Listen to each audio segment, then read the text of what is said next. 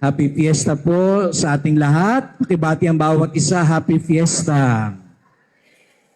Tayo ay tinipon ng Diyos, nagpapasalamat sa Diyos sapagkat ang ating mahal na ina ay siyang nagdala at nagtipon sa atin ang mahal na biren ng Santo Rosario, ang lanabal dito na binibigyan natin ng espesyal na debosyon dito sa Balsik. Kaya pasalubungan natin ang Panginoon at ang mahal na Birhen ng masigabong palakpakan.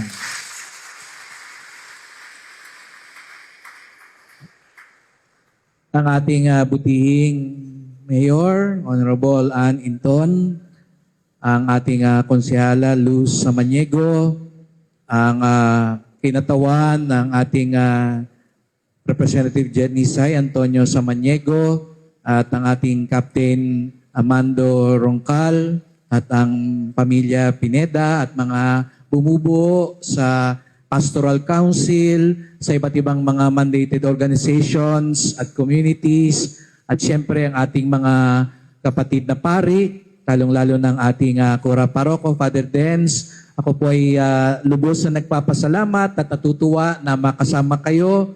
At sa unang pagkakataon, matagal ko na po talagang gustong pumunta dito sa Balsik, no? Kahit walang okasyon. Sa katunayan, meron na kaming nakaschedule ni Father Denson. Kaso, kung di ako nagkakamali, bumagyo yata noon. No? Kaya nais ko sanang ang masurpresa kayo at madalaw dahil hindi naman kailangan na may okasyon para mapuntahan kayo. Dahil kung aantayin ko pa yung piyesta ng banal na mag-anak, matagal-tagal pa ho yun.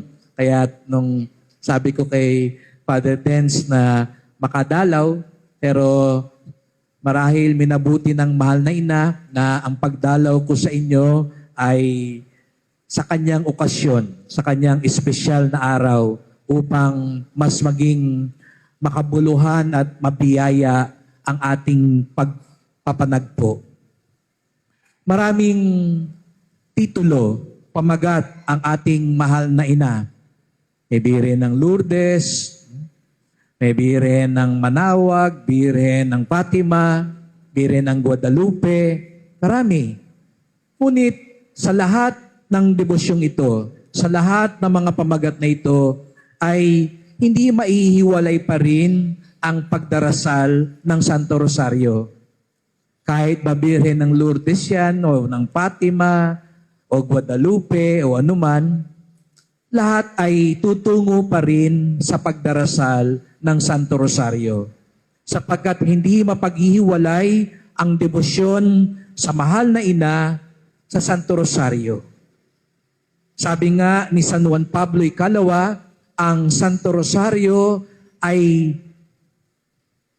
buod ng Ebanghelyo. Kaya nga napakahalaga, napaka-espesyal na dasal ang Santo Rosario sapagkat isinasalaysay nito ang kwento ni Jesus. Aminin natin na kapag tayo nagdarasal ng Santo Rosario, iba sa atin nababagot kasi paulit-ulit na lang. Kaya iba sa atin, sasabihin nga, ako Father nga pag hindi ako makatulog, nagdarasal ako ng Santo Rosario. Pampatulog ang Santo Rosario. Kasi nga, paulit-ulit, kaya para katuloy hinehele. Iba sa atin, pag walang ginagawa, pag nagbibiyahe, nagdarasal ng Santo Rosario. Ngunit, ang nais tukuyin ng Santo Rosario, mga kapatid, ay ang ipaalala sa atin sa pamamagitan ng mahal na ina. Simple lang.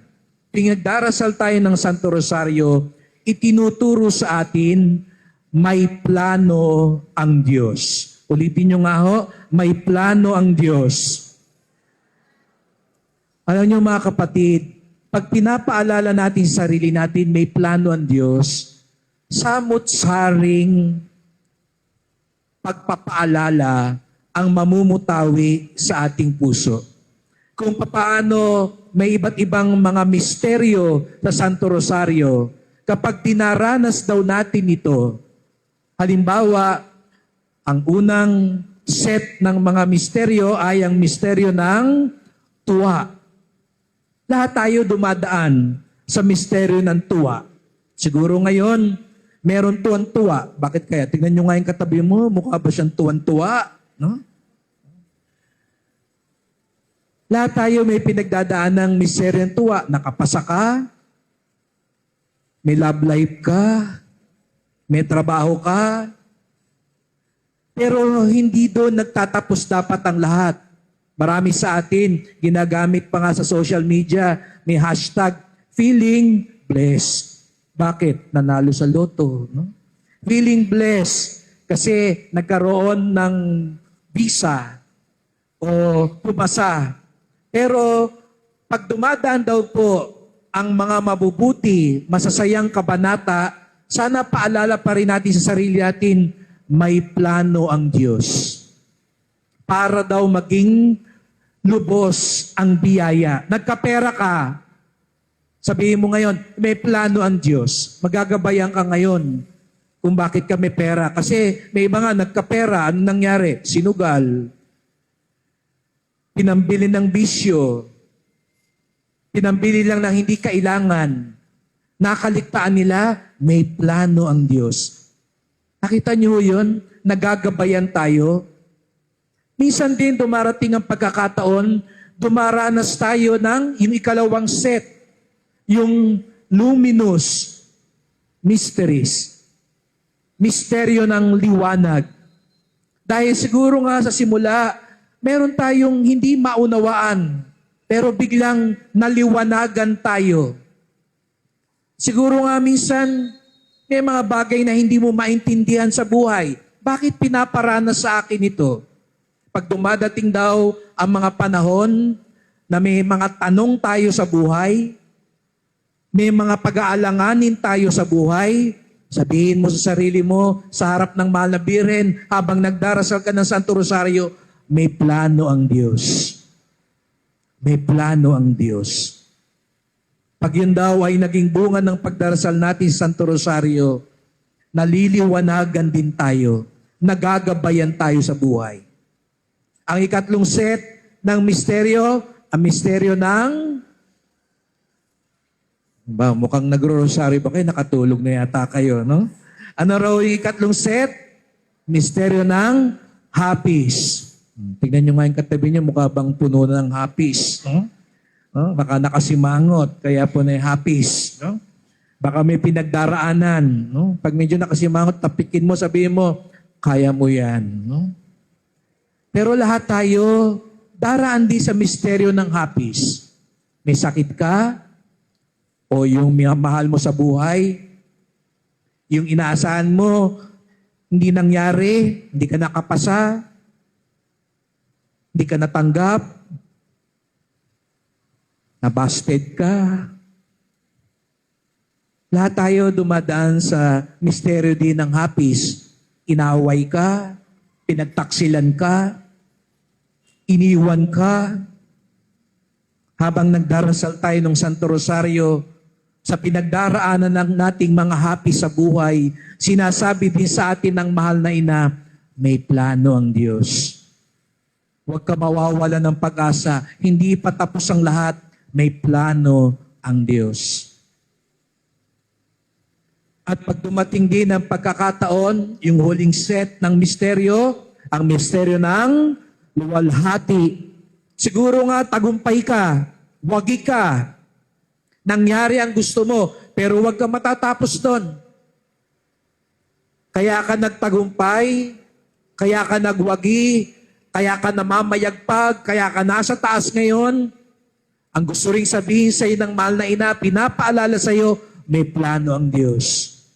Dahil pag hindi mo sinama ang plano ng Diyos sa tagumpay mo, darating din ang panahon, ang tagumpay na yan, baka maging kasawian mo pa. Yung inaakala mong pagpapalang yan, pag hindi mo isinama ang plano ng Diyos, baka yan pa maging dahilan ng pagbagsak mo, ng kalungkutan mo. Kaya napakaganda pala ng paalala ng Santo Rosario sa atin mga kapatid.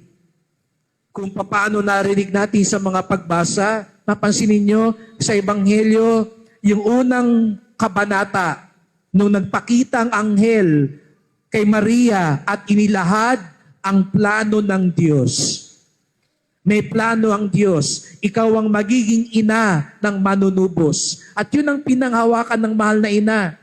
Kaya kahit anumang kabanata ang dumaan sa buhay niya, tuwa, liwanag, hapis, luwalhati, hindi niya kinaliligtaan, may plano ang Diyos. Kaya nga kahit dumating ang krus, nanatili ang mahal na inang nakatindig. Kaya yung iba sa atin, di ba, pag dumaan ng krus, parang dumaan ng bagyo, wala na, natangay na, bumagsak na. Pero bakit ang mahal na ina, hindi siya bumagsak? Sapagkat ang pinangahawakan niya, may plano ang Diyos. May plano ang Diyos sa mga nagtitiwala sa Kanya. May plano ang Diyos sa mga sumusunod sa Kanya. May plano ang Diyos sa mga umaasa sa Kanya. Lalo na sa bayan natin ngayon, ito ang dapat nating laging maalala. May plano ang Diyos. Minsan nawawalan tayo ng pag-asa. Minsan napapaisip tayo, nasan nga ba ang katotohanan? Nasaan nga ba ang katarungan? Nasaan ba talaga ang pagpapala? Pero ngayong araw na ito, sinasabi sa atin ng mahal na ina, may plano ang Diyos. Sapagkat magtatapos ang lahat sa plano ng Diyos. Hindi sa plano ng tao. Hindi sa plano ng kahit sino man sa atin. Plano ng Diyos ang mamamayagpag, mananaig, sa bandang huli. Kaya nga sa unang pagbasa, narinig natin, wala na si Jesus, bumalik na, pero sinasamaan pa rin ng mahal na ina ang mga alagad. Sinasamaan ng mahal na ina ang simbahan sa paglalayag. Parang lanabal na naglalayag sa karagatan. Tayo ngayon, naglalayag din. Minsan, nandyan ang unos at bagyo. Nandyan ang mga alon ng pagsubok at tukso. Pero hindi tayo iniiwan ng mahal na ina sapagkat siya mismo magpapatunay sa atin, may plano ang Diyos. Kaya mga kapatid, pag nagdarasal tayo ng Santo Rosario, huwag niyong kakaligtaan yun. Kaya isinasalaysay sa atin ang kwento ni Jesus dahil ipinapaalala sa atin, may plano ang Diyos. Kaya nga, hilingin natin sa mahal na ina, tulungan niya tayo. Tulungan niya tayong lalong magmahal. Tulungan niya tayong lalong sumunod. Tulungan niya tayong lalong kumapit. Kung paano tayo kumakapit sa Santo Rosario, kumapit din tayo sa Diyos. Sapagkat katulad ng mahal na ina, na kumapit sa Diyos, tayo din magiging kabahagi ng tagumpay at pagpapala ng Diyos. Mahal na Birhen ng Santo Rosario, tulungan niyo po kami sa aming paglalayag. Lalo na kapag kami pinapayo ng mga bagyo't unos sa buhay. Tulungan niyo po kami laging maalala na may magandang plano ang Diyos sa mga sumusunod at tapat sa Kanya. Amen.